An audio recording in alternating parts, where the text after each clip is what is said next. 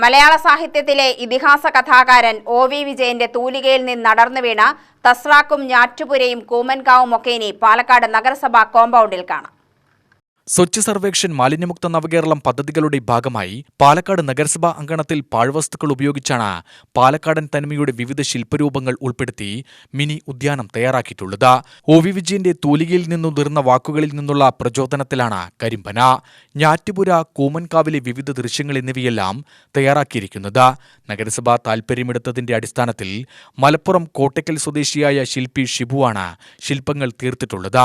ദീർഘകാലം നിലനിൽക്കും വിധം പനയോലിയും മറ്റ് പാഴ്വസ്തുക്കളും സംസ്കരിച്ചാണ് ശില്പനിർമ്മാണത്തിന് ഉപയോഗിച്ചിട്ടുള്ളത്.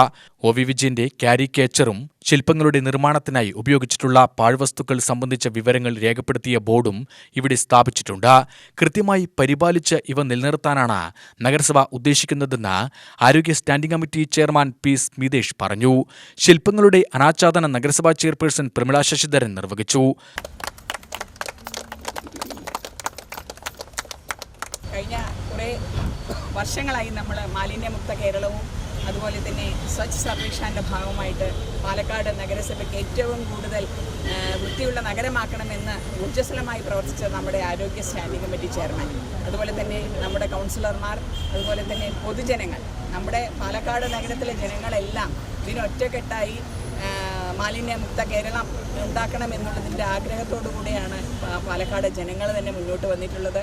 ഇത്തരത്തിൽ മാലിന്യത്തിൽ നിന്നും പലതും ഉണ്ടാക്കാം, പാഴ്വസ്തുക്കളിൽ നിന്നും പല രീതിയിലുള്ള കാര്യങ്ങളും ഉണ്ടാക്കാമെന്ന് അറിയിച്ചു തന്ന നമ്മുടെ ശില്പി, അതുപോലെ തന്നെ നമ്മളിന്ന് ഒരുപാട് കാര്യങ്ങൾ പാലക്കാട് നഗരത്തിൽ തന്നെ ചെയ്തിട്ടുണ്ട്. കാരണം നമുക്കറിയാം, ഒരുപാട് കുപ്പകൂനകളുള്ള സ്ഥലങ്ങളെല്ലാം പൂന്തോട്ടങ്ങളാക്കി മാറ്റിയിരിക്കുകയാണ്.